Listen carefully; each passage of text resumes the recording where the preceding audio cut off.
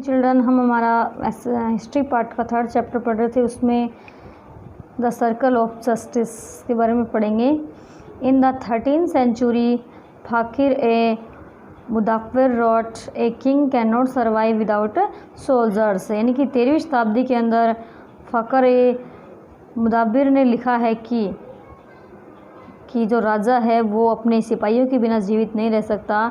And soldiers can not live without salary, जो उसके सैनिक हैं वो सैलरी के बिना जीवित नहीं रह सकते। Salary comes from the revenue collect from peasants, जो सैलरी है वो किसानों से राजस्व वसूल करने में आती है। But peasants can not pay revenue only when they are prosperous and happy, यानी लेकिन वही किसान रेवेन्यू पे करते थे जो बिल्कुल समृद्ध और खुश थे। This happens when A the king promotes justice and honest governance, यानी कि इस प्रकार एक राजा जो है वो न्याय, यानी कि राजा की जो गवर्नेंस प्रशासनिक व्यवस्था है वो न्यायकारी और ईमानदारी वाली होनी चाहिए।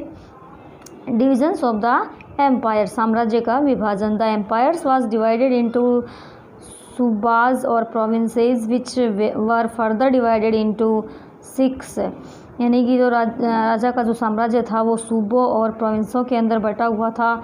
उनको अगर उनका डिवाइडेशन करते हैं तो उनको सिख के अंदर उनका डिवाइडेशन किया गया था, सूबों का या प्रोविंस का। द सिख्स वर डिवाइडेड इनटू परगनाज एंड द परगनाज वर डिवाइडेड इनटू विलेज, यानी जो सिख हैं वो परगनों के अंदर डिवाइड किए गए थे और परगने जो हैं वो गाँव के अंदर डिवाइड किए गए थे। The government officers came in direct contact with the peasants at the Pargana, यानी कि जो सरकार के जो अधिकारी होते थे वो सीधे उनका संबंध जो है किसानों से होता था जो परगनों के अंदर होते थे। द गवर्नमेंट और मुक्ति was the head of the province, यानी कि जो गवर्नर या फिर मुक्ति जो होता था वो प्रोविंस का हेड होता था।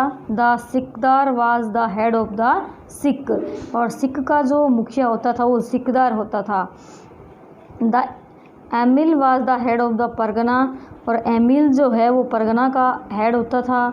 He measured the land and calculated the tax with the help of his assistants, यानी कि वह भूमि को मापता था और टैक्स का कैलकुलेशन करता था अपने असिस्टेंट्स की सहायता से। Recorders were maintained into 2 language, Persian and Hindi, यानी जो भूमि के जो रिकॉर्ड्स होते थे उनको 2 भाषाओं के अंदर रिकॉर्ड किया जाता था, पर्शियन और हिंदी भाषा के अंदर।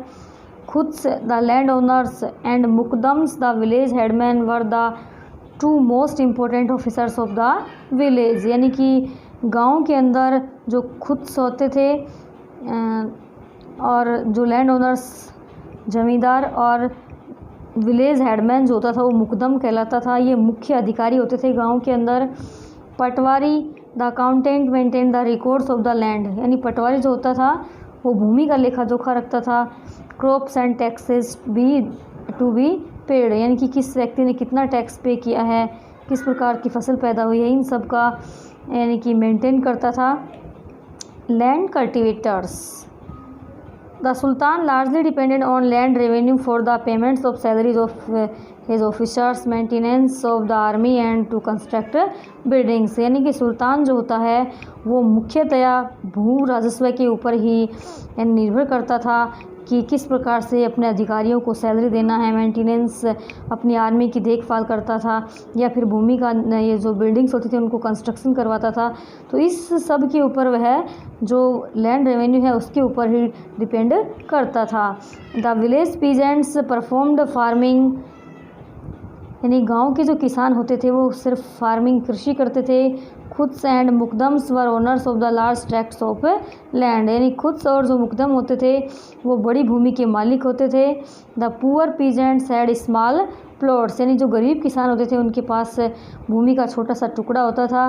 The farmers oven seeds cattle and agriculture equipments, यानी किसानों के पास अपने स्वयं के बीज होते थे, मवेशी होते थे और कृषि के उपकरण होते थे। Landless people were in large numbers and they used to work on the farms of the other peasants to earn their living, यानी जो भूमिहीन लोग होते थे अधिक संख्या थी उनकी। They use to work on the farms of other peasants to earn their living, यानी कि वो अन्य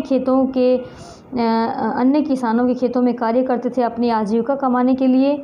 there were two kinds of land, ones was given to the इकदार्स and other kinds of land called the खालिशा was under the direct control of the sultan, यानी कि इसमें दो प्रकार की भूमि के मालिक होते थे। पहली वह जो इकदार को दी जाती थी और दूसरी प्रकार की वो होती थी खालिशा, जो कि सीधे सुल्तान के नियंत्रण में होती थी। Most of the sultans took keen interest is improving and extending agriculture, यानी अधिकतर जो सुल्तान होते थे वो ब्याज बढ़ा देते थे, और यानी कि जैसे ही भूमि बढ़ाते थे वैसे ही उसके ऊपर ब्याज भी बढ़ा देते थे। Irrigation facilities were provided for this, इसके लिए सिंचाई की सुविधाएं भी उपलब्ध करवाते थे।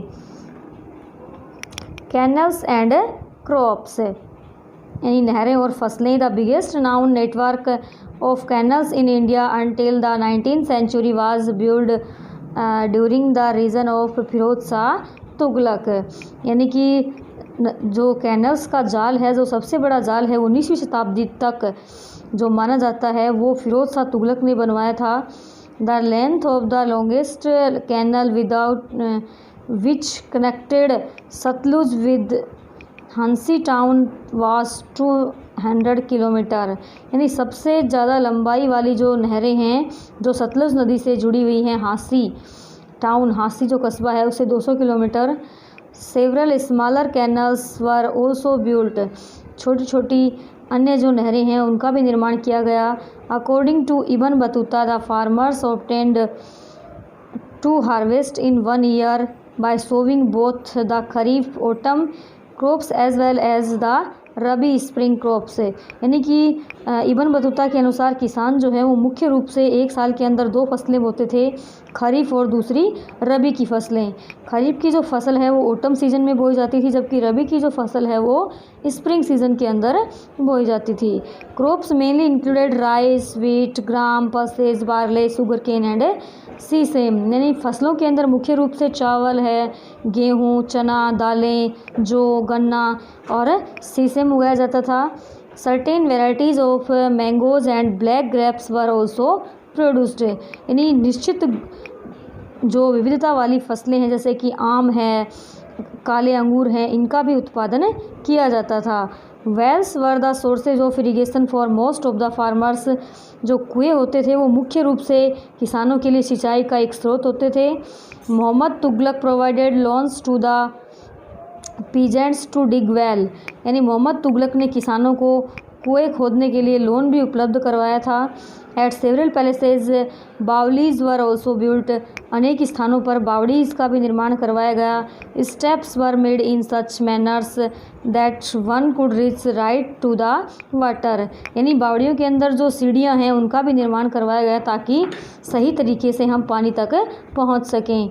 Water was pulled from the wells using various techniques, cattle pens were there in every village, यानी पानी जो है वो कुएं के अंदर से विभिन्न तकनीकों से खींचा जाता था। कैटल पंस उनका भी इस्तेमाल किया जाता था प्रत्येक गांव के अंदर। Ghee was a major item of trade and the ghee traders made immense profits, गांव के अंदर जो घी था वो मुख्य रूप से व्यापार का एक मुख्य आइटम था और घी व्यापारी भी अपने लाभ के लिए इस प्रकार से घी का व्यापार करते थे।